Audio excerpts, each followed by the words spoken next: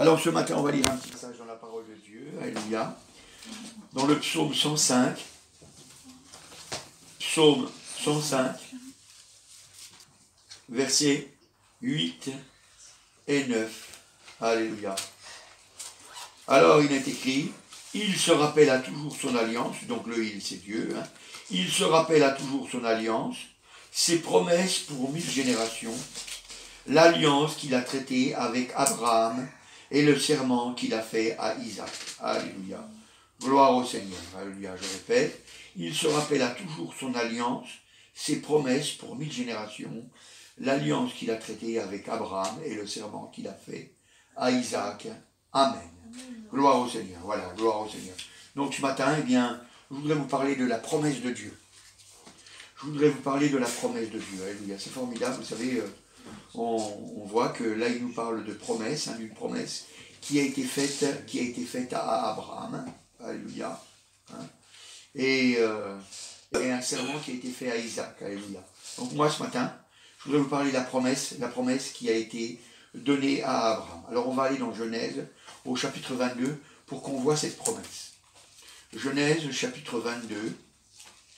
Genèse, donc c'est le premier livre de la Bible. Genèse, au chapitre 22. Voilà. Gloire à Dieu. Voilà, c'est quand Isaac est offert en sacrifice par Abraham. Voilà. Et Dieu retient sa main. Donc on va lire à partir du verset 10 du chapitre 22. Abraham étendit la main et prit le couteau pour égorger son fils. Alors l'ange de l'Éternel l'appela des cieux et dit « Abraham, Abraham !» Et il répondit « Me voici !» L'ange dit « N'avance pas ta main sur l'enfant et ne lui fais rien, car je sais maintenant que tu crains Dieu et que tu ne m'as pas refusé ton fils, ton unique. » Abraham leva les yeux et vit derrière lui un bélier retenu dans un buisson par les cornes, et Abraham allait prendre le bélier et l'offrit en holocauste à la place de son fils. Abraham donna à ce lieu le nom de Yahvé-Jiré, ou Jéhovah-Jiré. C'est pourquoi l'on dit aujourd'hui à la montagne de l'Éternel, il sera pourvu. L'ange de l'Éternel appela une seconde fois Abraham des cieux et dit, je le jure par moi-même, parole de l'Éternel, parce que tu as fait cela, et que tu ne m'as pas refusé ton fils, ton unique. Je te bénirai et je multiplierai ta postérité comme les étoiles du ciel et comme le sable qui est sur le bord de la mer, et ta postérité possédera la porte de ses ennemis. Toutes les nations de la terre seront bénies en ta postérité, parce que tu as obéi à ma voix. Alléluia, gloire au Seigneur. Voilà, donc on voit la promesse qui a été faite, alléluia. Et il lui a dit, toutes les nations de la terre seront bénies en ta postérité, parce que tu as obéi à ma voix. Parce que tu as obéi à ma voix, donc tu as obéi à la voix de Dieu, alléluia. Donc, à cause de ça, la bénédiction, elle est venue sur toutes les tribus de la terre, sur toutes les nations de la terre. Alléluia. Ça veut dire que nous aussi, nous sommes bénis. Nous sommes bénis, pourquoi? Parce que Abraham a obéi. Parce que Abraham, alléluia, eh bien, il a voulu faire la volonté de Dieu. Et ça nous enseigne ça. Ça nous enseigne, qu'il y a une bénédiction sur ceux qui obéissent. Alléluia. Une bénédiction sur ceux qui obéissent. Alléluia. La Bible elle nous dit encore dans Exode au chapitre 20, c'est dans les 10 commandements, les 10 paroles, dans Exode au chapitre 20, Exode chapitre 20, et on pourrait lire depuis le verset 5, il dit, tu ne te prosterneras, c'est Dieu qui parle, tu ne te prosterneras point devant elles, devant les idoles, et tu ne les serviras point, car moi, l'Éternel ton Dieu, je suis un Dieu jaloux, qui punit l'iniquité des pères sur les enfants, jusqu'à la 3e et 4e génération de ceux qui me haïssent, et qui fait miséricorde jusqu'à 1000 générations à ceux qui m'aiment et qui garde mes commandements. Hein, et il dit, hein, qui fait miséricorde jusqu'à 1000 générations à ceux qui l'aiment et qui gardent ses commandements. Alléluia, gloire au Seigneur. On voit qu'il y a une bénédiction sur ceux qui obéissent. Alléluia, sur ceux qui obéissent. Alors c'est pour ça que ce matin, eh bien, je voudrais dire que l'obéissance à la parole de Dieu, eh bien, c'est ça qui va te conduire dans le chemin de la gloire, dans le chemin de la promesse, dans le chemin de la réussite. Alléluia, gloire au Seigneur. Vous savez que le Seigneur, eh bien, il ne nous a pas destinés au châtiment, mais il nous a destinés à la gloire, hein, par Jésus-Christ, alléluia. Mais pour ça, eh bien, il faut qu'on obéisse à Jésus, alléluia, parce que la Bible elle nous dit que nous sommes sauvés que si jamais nous obéissons au Seigneur, hein, puisqu'il est dit que il est devenu l'auteur d'un salut éternel pour ceux qui lui obéissent. Donc voilà, donc on est sauvés si on obéit au Seigneur Jésus. Alléluia, gloire au Seigneur. Donc ce matin, la promesse, elle est pour toi. Hein. Donc comme on l'a lu au verset 8 et 9 de Psaume 105, hein, il rappelle toujours son alliance, hein, et ses promesses pour 1000 générations. Hein. Donc comme on l'a lu aussi dans l'Exode, hein, pour 1000 générations. Donc 1000 générations, ça veut dire que ça fait beaucoup. Hein. Vous savez, on dit qu'une génération, selon les temps, généralement ça commence à 25 ans. Hein. Une génération, c'est 25. Il y en a qui disent que c'est 33 ans, il y en a qui disent que c'est 25 ans. Moi, je ne vais pas chipoter, on va dire 25 ans. On prend la fourchette basse. Comme ça, déjà, si jamais vous faites 25 et puis vous multipliez par 1000, ça en fait du temps. Ça en fait du temps. Hein. Vous voyez, donc la bénédiction, elle peut venir sur nous, alléluia, et sur nos descendants. Et sur nos descendants, alléluia, gloire au Seigneur, alléluia.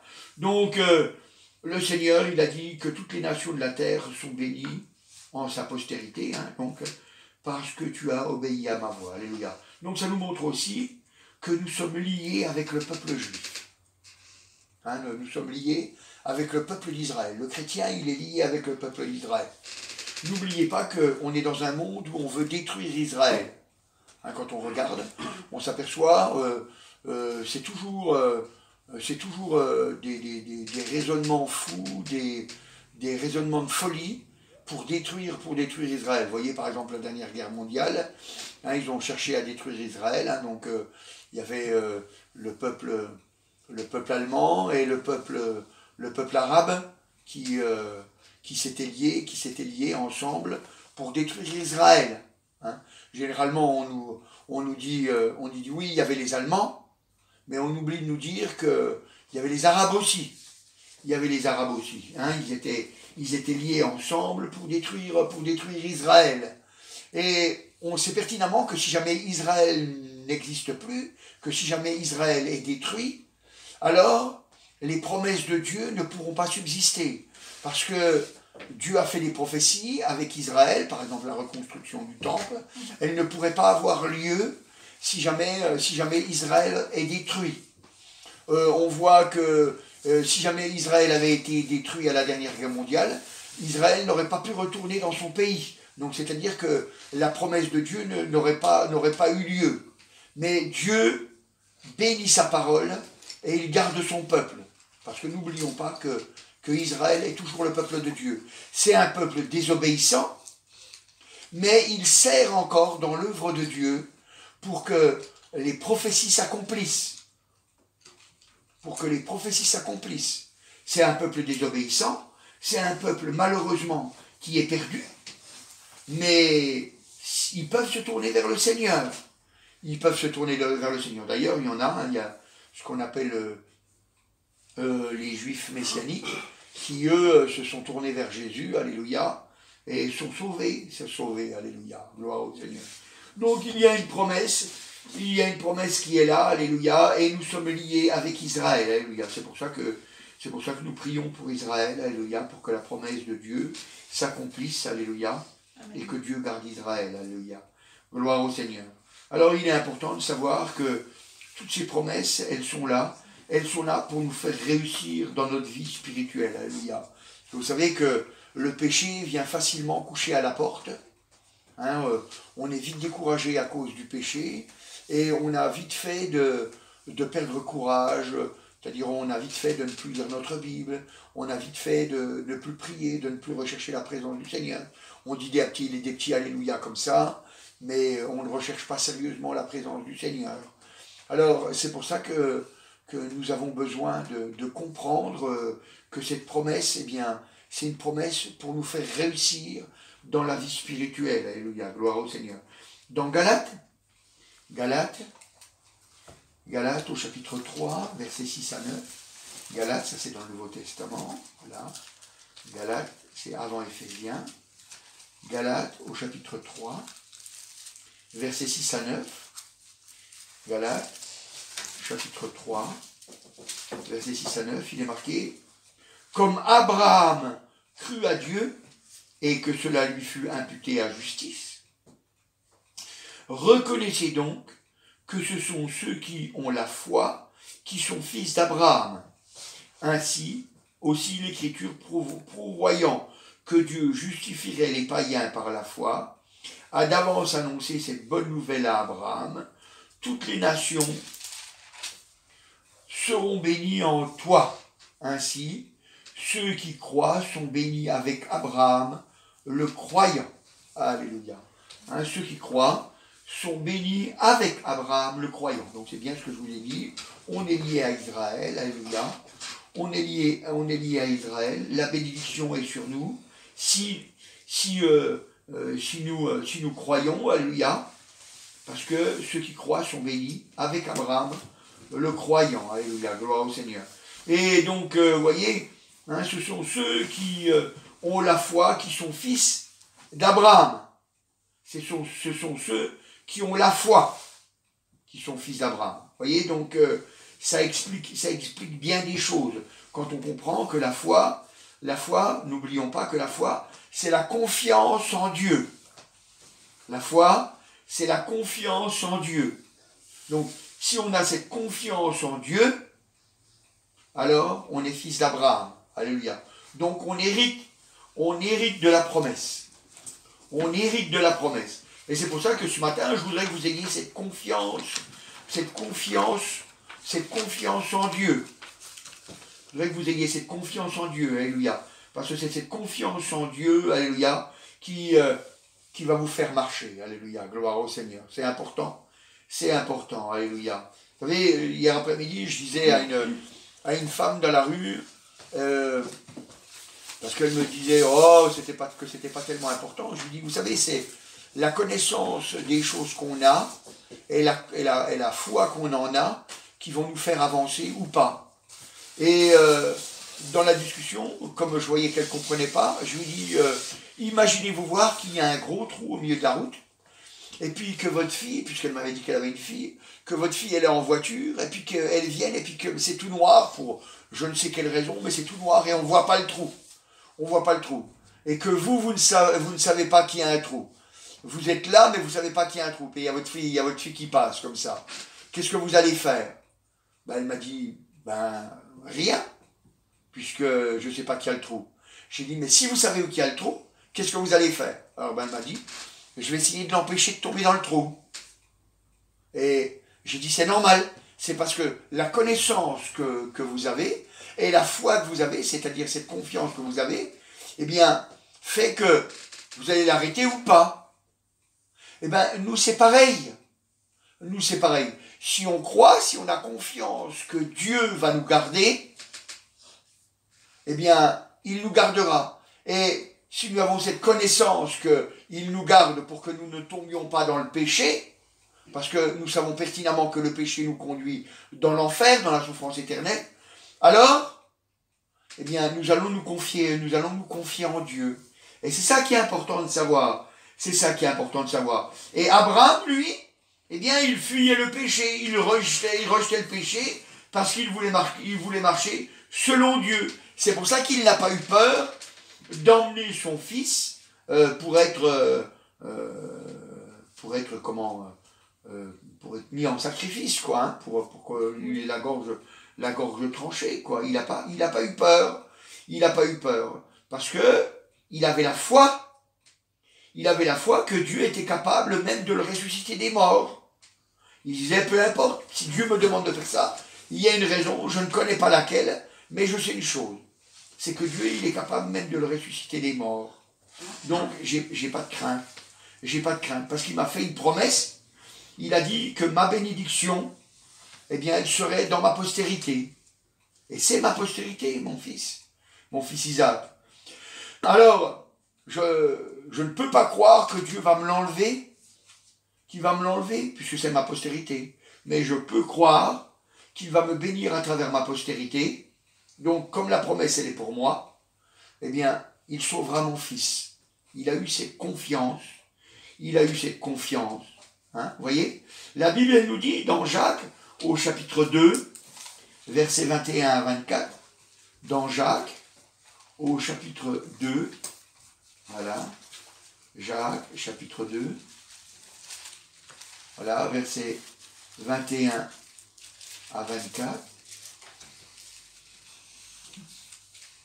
Jacques, chapitre 2, versets 21 à 24, il est marqué, Abraham, notre père, ne fut-il pas justifié par les œuvres lorsqu'il offrit son fils Isaac sur l'autel? Tu vois que la foi agissante avec ses œuvres, et que par les œuvres, la foi fut rendue parfaite. Ainsi s'accomplit ce que dit l'Écriture. Abraham crut à Dieu, et cela lui fut imputé à justice, et il fut appelé ami de Dieu. Vous voyez que l'homme est justifié par les œuvres, et non par la foi seulement. Alléluia, gloire au Seigneur. Donc, on revient et on voit quoi? Eh bien, on voit que Abraham, donc là il est dit, il a été justifié par les œuvres. Mais, quelles œuvres? Les œuvres de la foi. Parce qu'il a cru, c'est-à-dire il avait foi que la promesse de Dieu, elle serait vraie. Alors, parce qu'il avait foi que la promesse de Dieu, elle serait vraie, alors il a eu cette confiance en Dieu. Donc, il a fait une œuvre. Il n'a pas fait une œuvre pour se racheter. Il a fait une œuvre pour obéir à Dieu parce qu'il croyait à la promesse. Et nous aussi, nous devons avoir cette même façon de voir les choses, cette même façon de penser. Vous savez, la religion, elle nous fait croire que si jamais on est des bonnes personnes, que si on est bon, tout ça, eh ben on méritera le ciel. Mais on ne le méritera jamais. On ne le méritera jamais.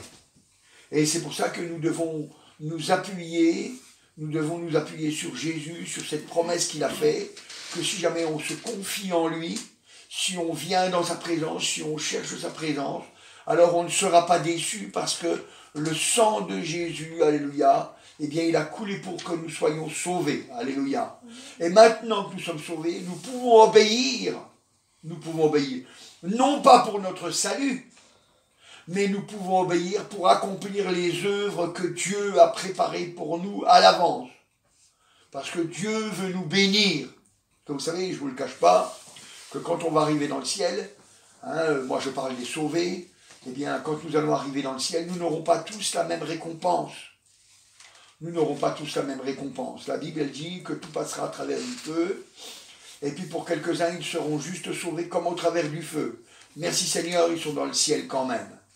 Et puis, il est dit pour les autres, eh bien, en fonction de ce qui restera de l'œuvre qu'ils ont fait sur la terre, alors ils auront une récompense plus ou moins grande. Et de la même façon qu'en enfer, les gens qui auront fait des bonnes actions sur la terre, qui auront fait des belles choses, des bonnes choses, eh bien, dans l'enfer, malgré que, parce qu'ils n'auront pas accepté Jésus, eh bien, dans l'enfer, ils auront une souffrance plus ou moins grande en fonction de ce qu'ils auront fait. Mais pour l'éternité quand même. C'est-à-dire même les souffrances les moindres, ce sera quand même des souffrances éternelles. La Bible dit jour et nuit au siècle des siècles. Donc c'est pour ça que nous nous confions en Jésus. Alléluia. Nous faisons comme Abraham. Nous croyons dans la promesse. Et parce que nous croyons dans la promesse, donc nous croyons que Jésus nous a rachetés. Nous croyons que nous sommes rachetés, qu'il n'y a plus rien à faire pour être racheté, parce que nous croyons ça, alors maintenant nous obéissons. Nous obéissons pour faire la volonté de Dieu. Alléluia. Nous obéissons parce que nous croyons que Dieu a une œuvre pour nous. Alléluia. Parce que nous participons à son œuvre. Alléluia. Gloire au Seigneur. C'est pour ça que nous annonçons l'évangile. C'est pour ça que nous parlons aux gens dans la rue, que nous parlons aux gens au porte-à-porte.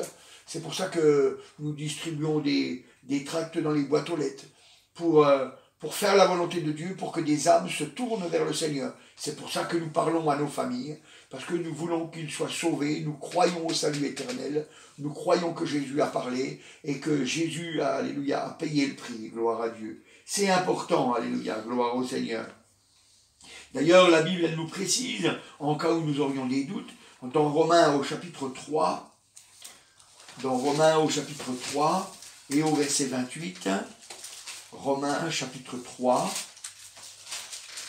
voilà, Romains chapitre 3, et au verset 28, il est marqué « Car nous pensons que l'homme est justifié par la foi sans les œuvres de la loi. » Sans les œuvres de la loi. Hein, les œuvres de la loi. Je ne vais pas parler des œuvres de la foi, mais des œuvres de la loi. Alléluia. Gloire au Seigneur. Alléluia. Vous savez, quand on croit en Jésus, quand on croit dans son travail, quand on croit dans l'œuvre qu'il a accomplie, alors notre cœur a soif d'être avec lui. Il a soif d'être avec lui. Alléluia, gloire au Seigneur. Nous avons soif d'être dans sa présence.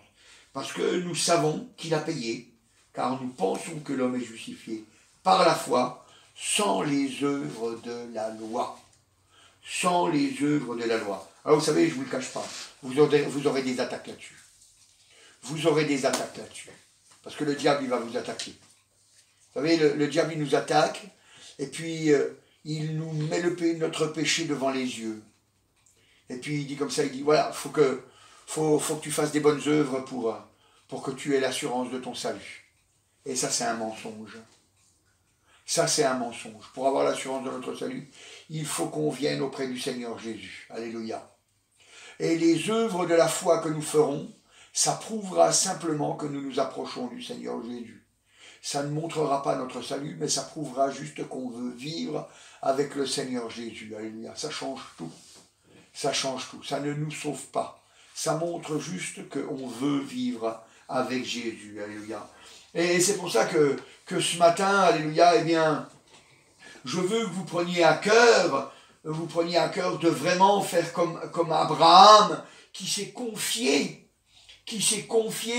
dans la promesse de Dieu.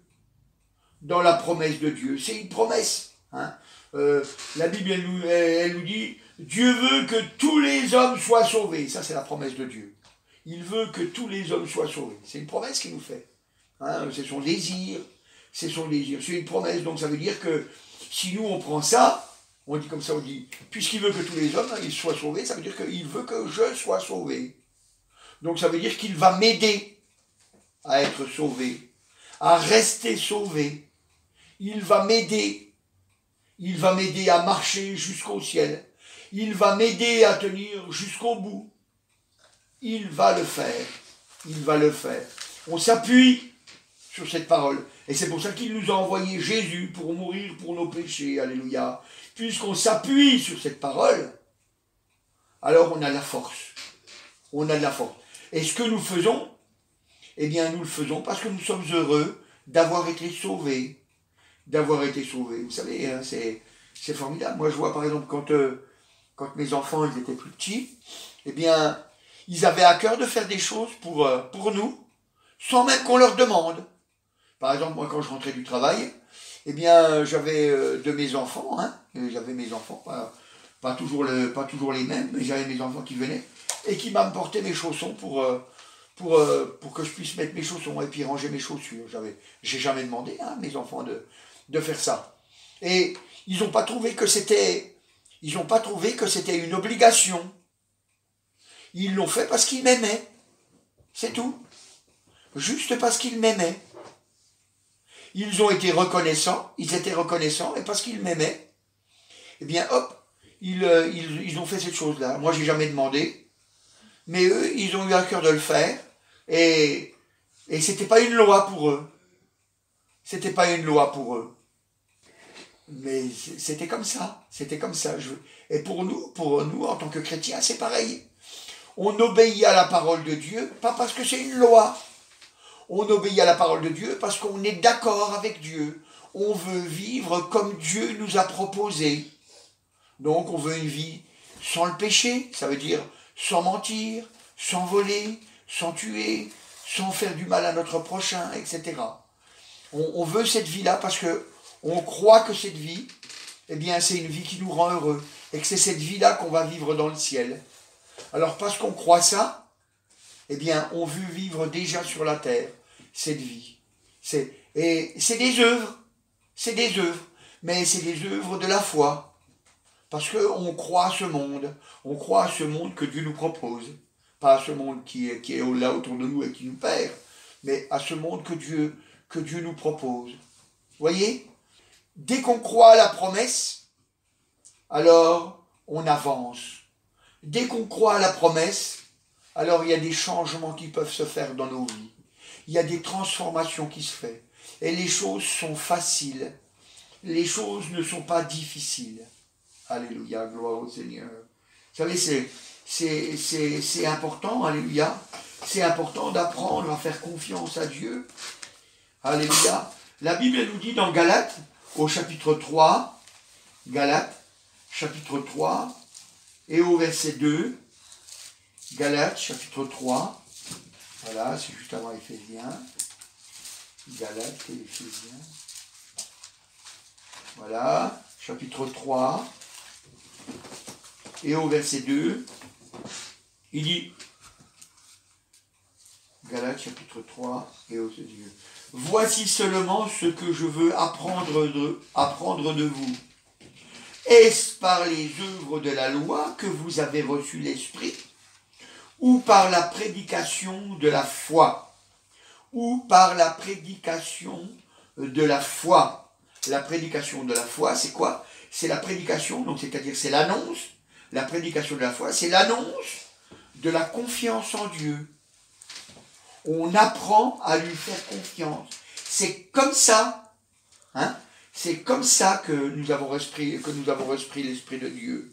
La Bible dit que si nous n'avons pas l'Esprit de Dieu, nous ne lui appartenons pas. Mais si nous avons l'Esprit de Dieu, nous lui appartenons. Donc ça veut dire que quand nous nous tournons vers le Seigneur, il nous donne son Saint-Esprit, il nous donne son Esprit, alléluia. Et l'Esprit de Dieu, eh bien, c'est un esprit qui nous apprend à lui faire confiance. Hein, vous voyez ? Quand les disciples, eh bien, ils n'avaient pas l'Esprit de Dieu, ils n'osaient pas parler du Seigneur. Ils s'enfermaient dans leur maison parce qu'ils avaient peur de mourir. Hein, parce qu'ils avaient vu Jésus mourir, alors ils avaient peur eux aussi de mourir. Mais quand ils ont reçu l'Esprit de Dieu, alors ils sont allés dans la rue et ils n'ont pas eu peur de parler du Seigneur Jésus. Parce qu'ils avaient appris à faire confiance en Dieu. Ils savaient que Dieu avait un plan, alors Dieu ne permettrait pas qu'ils meurent, puisqu'il fallait que le plan s'accomplisse. Donc il fallait qu'ils annoncent, puisqu'ils avaient dit, vous irez par tout le monde et vous annoncerez la bonne nouvelle. Et ils ne pouvaient pas partir dans le monde entier pour annoncer la bonne nouvelle s'ils mouraient. Donc ils avaient confiance. Ils apprennent à faire confiance à Dieu. Le chrétien doit apprendre à faire confiance toujours plus à Dieu. Il doit apprendre à avoir cette foi, c'est-à-dire cette confiance en Dieu, alléluia. Ce que Dieu a dit, il va l'accomplir aussi, alléluia, gloire au Seigneur. Donc, c'est la prédication de la foi, c'est la prédication de la confiance en Dieu que nous annonçons, parce que l'Esprit de Dieu vit dans ce monde, alléluia. Il vit dans notre cœur, dans ce monde, dans notre cœur, alléluia. Et il nous donne la foi de marcher, alléluia. Il nous donne la foi de croire, hein, de croire toutes ses promesses, alléluia.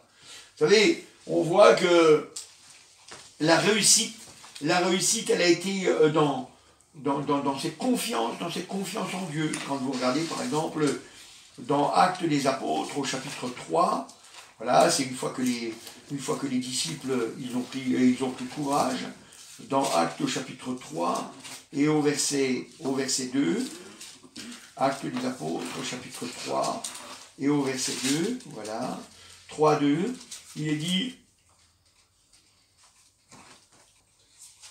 3,16, pardon, je me suis trompé de ligne, c'est 3,16, 3,16, voilà, 3,16, alors 3,16, il est marqué, c'est par la foi en son nom, dans le nom du Seigneur Jésus, c'est la confiance dans le nom du Seigneur Jésus, c'est par la foi en son nom que son nom a raffermi celui que vous voyez et connaissez. C'est par la foi en lui qui a donné à cet homme cette entière guérison en présence de vous tous. Alléluia. Gloire au Seigneur. Il dit, c'est par la foi en son nom, c'est par la confiance en son nom. La confiance en son nom. La Bible dit qu'il n'y a qu'un seul nom qui nous a été donné, par lequel nous devons être sauvés. C'est le nom de Jésus. Nous avons confiance dans ce nom merveilleux, le nom de Jésus. C'est par son nom que nous sommes sauvés. Alléluia. C'est par son nom que nous avons la guérison. Alléluia, gloire au Seigneur. C'est quelque chose d'extraordinaire. C'est par la foi en son nom, la confiance en son nom. Alléluia. Qu'il a raffermi celui que vous voyez et connaissez. Alléluia. Là, ils le connaissaient tous, mais c'était dans le nom du Seigneur Jésus. Parce que qu'est-ce qu'il avait dit? Alors là, maintenant, effectivement, si on revient dans Actes des Apôtres au chapitre 3, et qu'on lit à partir du verset 2, il y avait un homme boiteux de naissance, qu'on portait et qu'on plaçait tous les jours à la porte du temple, appelé la Belle, pour qu'il demande l'aumône à ceux qui entraient là. Cet homme, voyant Pierre et Jean qui allaient y entrer, leur demanda l'aumône. Pierre, de même que Jean, fixa les yeux sur lui et lui dit « Regarde-nous !» Et il le regardait attentivement, s'attendant à recevoir d'eux quelque chose. Alors Pierre lui dit « Je n'ai ni argent ni or, mais ce que j'ai, je te le donne. Au nom de Jésus-Christ de Nazareth, lève-toi et marche. » Alléluia, gloire au Seigneur. Et le prenant par la main droite, il le fit lever. Au même instant, ses pieds et ses chevilles devinrent fermes. D'un saut, il fut debout et il se mit à marcher. Il entra avec eux dans le temple, marchant, sautant et louant Dieu. Alléluia, gloire au Seigneur. On voit que le miracle s'est fait à travers le nom du Seigneur Jésus. À travers le nom du Seigneur Jésus. Ils ont eu cette confiance dans le nom du Seigneur Jésus. Dieu l'avait dit, alléluia. Jésus l'avait annoncé, et ça se réalise. Et ça se réalise. La Bible nous dit que Jésus est toujours le même. Hein, il est le même hier, aujourd'hui, éternellement. Donc, comme il ne change pas, donc ses promesses restent aujourd'hui les mêmes. Elles restent les mêmes. Alléluia, gloire au Seigneur. La Bible nous dit dans Hébreux au chapitre 11, Hébreux chapitre 11, voilà, Hébreux chapitre 11 et au verset 5, il est marqué « C'est par la foi qu'Enoch fut enlevé pour qu'il ne voie point la mort, et il ne parut plus parce que Dieu l'avait enlevé. Car avant son enlèvement, il avait reçu les témoignages qu'il était agréable à Dieu. Or, sans la foi, il est impossible de lui être agréable, car il faut que celui qui s'approche de Dieu croit que Dieu existe et qu'il est le rémunérateur de ceux qui le cherchent. Alléluia. Alors il est parlé d'Enoch, qui est de l'enlèvement. Et puis après il est parlé qu'il est impossible de lui être agréable si jamais on n'a pas la foi, c'est-à-dire si on n'a pas cette confiance en lui. Et Enoch, il a été enlevé, il n'a pas vu la mort, hein, il a été enlevé. Pourquoi? Parce qu'il avait reçu le témoignage qu'il était agréable à Dieu. C'est-à-dire il avait cette confiance en Dieu. Il avait reçu le témoignage qu'il a fait cette confiance en Dieu. Alors comme il a eu cette confiance, Dieu l'a enlevé. Et vous savez, pour nous c'est pareil. Pour nous c'est pareil, il va y avoir un enlèvement. La Bible elle nous parle d'un enlèvement dans 1 Corinthiens au chapitre 15. 1 Corinthiens chapitre 15, alléluia. Voilà, elle nous parle de ces choses-là pour qu'on sache ce qui va arriver. Hein. Dans 1 Corinthiens, au chapitre 15 et au verset 52. 15, 52. Ah, il est marqué, alors on pourrait lire depuis le verset 21. Voici, je vous dis un mystère, nous ne mourrons pas tous, mais tous nous serons changés.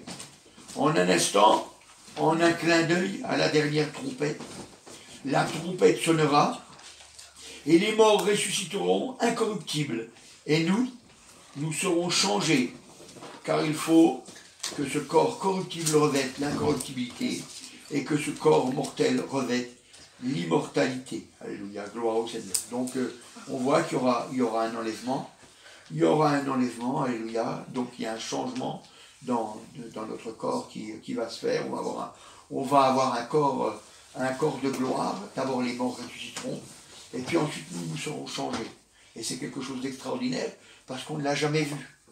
On ne l'a jamais vu. Mais, la Bible, elle nous dit que c'est par la foi qu'on doit le croire, c'est-à-dire qu'on doit avoir cette confiance en Dieu. Et si on a cette confiance en Dieu, alors on va se préparer pour l'enlèvement. On va se préparer pour l'enlèvement. Ça veut dire qu'on va chercher à garder notre cœur pur, notre cœur droit, pour obéir au Seigneur, pour ressembler à Jésus. Non pas pour être sauvés, mais parce que nous croyons que ce qu'il a dit c'est vrai. Nous serons enlevés en un instant, en un clin d'œil. Alors on se sanctifie comme lui-même est sanctifié. Nous nous purifions comme lui-même est pur. Alléluia. Nous nous gardons comme lui-même Jésus s'est gardé. Alléluia, gloire au Seigneur. C'est important. C'est important. Quand nous croyons la promesse, alors nous voyons la bénédiction de Dieu. Alléluia. Quand nous croyons la promesse, alors nous avons un objectif. Alléluia. Et nous savons garder le cap, nous savons garder cet objectif. Quand nous croyons la promesse, alors à ce moment-là, on a envie que notre cœur ressemble au cœur de Jésus. C'est important. C'est important de le savoir. Alléluia, gloire au Seigneur. Vous savez, la Bible nous dit dans Jacques au chapitre 2 et au verset 17. Jacques, chapitre 2 et au verset 17. Jacques, chapitre 2 et au verset 17. Il dit, voilà, il en est ainsi de la foi. Si elle n'a pas les œuvres, elle est morte en elle-même. Hein? Il dit, si elle n'a pas les œuvres, si la foi elle n'a pas les œuvres, alors elle est morte en elle-même. Parce que vous savez, si on a confiance dans le Seigneur, et puis qu'on n'applique pas les œuvres de la foi, eh ben, elle est morte. Donc ça veut dire que c'est une foi vaine, parce que c'est une fausse foi. Alors, pour vous donner un exemple, pour essayer de vous faire comprendre la chose, imaginez-vous voir, je ne sais pas, qu'il y a un feu dans une maison, et puis que vous êtes dans la maison, et puis il y a le pompier qui vient, et vous n'arrivez pas à sortir, puis il y a le pompier qui rentre dans la maison, et puis il vient, et puis il vous dit par exemple, il dit, tiens voilà, mets cet habit-là par-dessus toi, et puis tu vas me suivre. Et puis que vous lui dites, d'accord, je vais le faire, puis que vous ne le faites pas, puis que vous ne voulez pas venir avec lui. Est-ce que vous le croyez? Est-ce que vous avez confiance en lui? Non. Donc c'est mort. C'est mort. Vous avez dit oui, mais vos actes disent non. Vos actes disent non. Si vous aviez la foi, ben vous mettriez le vêtement qui vous dit de vous mettre sur lui et sur vous, et puis vous le suivriez. Parce que vous avez confiance dans sa parole. Parce que vous croyez qu'il est là pour vous sauver. Et que l'œuvre que vous êtes en train de faire, la chose que vous êtes en train de faire, vous lui obéissez, mais ce n'est pas pour vous sauver. Enfin, ça y contribue, mais ce n'est pas pour vous sauver. C'est parce que vous avez confiance que ça va vous protéger pour pouvoir arriver à vous sauver. Vous comprenez? Ça va vous aider à arriver à vous sauver. Parce que, vous savez, il n'y a que des volontaires qui vont aller dans le ciel. Que des volontaires, que des gens qui acceptent d'obéir. Parce que dans le ciel, je ne vous le cache pas, pendant l'éternité, on va obéir à Dieu. Alors si on n'accepte pas d'obéir quand on est sur la terre, ça veut dire qu'on ne croit pas à sa promesse. On ne croit pas que ça va être un ciel merveilleux. On dit oui, je sais que ça va être un ciel merveilleux, mais on ne le croit pas. Parce que si jamais on le croyait, eh ben on vivrait pour que déjà sur la terre, eh bien, ce soit merveilleux. Parce que, vous savez, quand les disciples ont demandé au Seigneur, ils ont dit, apprends-nous à prier, eh bien, dans la prière, hein, qu'il leur a appris pour leur montrer l'exemple, il dit, que ta volonté soit faite sur la terre, comme au ciel. La volonté doit être faite au ciel, mais elle doit être faite aussi sur la terre. Que ta volonté soit faite sur la terre comme au ciel. Quand on croit la promesse de Dieu, ça change notre façon de voir les choses. Ça nous transforme. Alléluia. Gloire au Seigneur. Donc si on ne veut pas que notre œuvre, si on ne veut pas que la foi, notre foi, soit vaine, eh bien il faut qu'on applique les œuvres de la foi. Il faut qu'on montre qu'on croit que ce que Dieu a dit, alléluia, et ça se fera. Alléluia, gloire au Seigneur. Vous savez, c'est pour ça que Jacques il dit encore au chapitre 2, au verset 18, il dit, verset 18, mais quelqu'un dira, toi tu as la foi et moi les œuvres. Montre-moi ta foi sur les œuvres, et moi je te montrerai la foi par mes œuvres. Je te montrerai ma foi par mes œuvres. Par exemple, vous voyez, si jamais vous avez quelqu'un qui vous fait du mal, hein, s'il y a quelqu'un qui vous fait du mal, si vous avez la foi, eh ben vous allez vous mettre à prier pour lui. Vous allez lutter pour lui pardonner. Si vous n'avez pas la foi, si vous n'avez que les œuvres, eh ben vous allez peut-être, sûrement d'ailleurs, vous allez lui en vouloir. Et puis non seulement vous allez lui en vouloir, mais comme vous n'avez pas la foi, c'est-à-dire que vous ne croyez pas à la parole de Dieu, hein, vous n'avez pas confiance en Dieu, eh bien ce qui va se passer, eh bien même si jamais vous oubliez, eh bien vous le mettrez dans un coin. Vous le mettrez dans un coin de votre cœur, et puis ça ressortira de temps en temps. Ça ressortira de temps en temps. Alors que si jamais on a la foi, si on a confiance en Dieu, alors on va balayer ça. Parce que le Seigneur Jésus dit, hein, c'est le Seigneur Dieu qui nous dit, il dit, à moi la vengeance, à moi la rétribution. On croit que c'est lui qui sera notre vengeur. On espère que la personne soit changée, que la personne se convertisse vers le Seigneur. Mais si jamais elle ne se convertit pas, on a confiance que c'est Dieu qui réglera l'affaire. Vous voyez, on ne pense pas la même chose. On ne pense pas la même chose. Nous, eh bien, on va prier pour la personne parce qu'on veut que la personne soit sauvée. Parce qu'on se rappelle que Dieu nous a sauvés quand on était dans notre misère, dans notre péché. On se souvient de ça. Alléluia, gloire au Seigneur. Ça nous montre aussi eh bien, que c'est un travail pour Dieu qu'on fait. C'est un travail pour Dieu. Si vous regardez dans Matthieu au chapitre 25, Matthieu chapitre 25, voilà, gloire au Seigneur, Matthieu chapitre 25, et ça sera le dernier verset qu'on lira. Matthieu chapitre 25, et on va lire au verset 27. Matthieu chapitre 25 et au verset 27. Alors je ne vais pas vous lire toute l'histoire, hein, mais vous pourrez le lire, hein, c'est Matthieu chapitre 25, pardon, verset 27. 25, 27. Voilà, gloire au Seigneur. Alors il est marqué au verset 27. Il te fallait donc remettre mon argent au banquier, et à mon retour, j'aurais retiré ce qui est à moi avec un intérêt. C'est Dieu qui parle aux mauvais serviteurs. Hein? Tous les autres, ils ont gagné quelque chose, ils ont fait fructifier le talent qu'ils avaient, mais lui, qu'est-ce qu'il a fait? Bien, il n'a pas eu confiance. Il n'a pas eu confiance. C'est-à-dire, il voulait juste vivre sa vie, en fait. Il voulait juste vivre sa vie.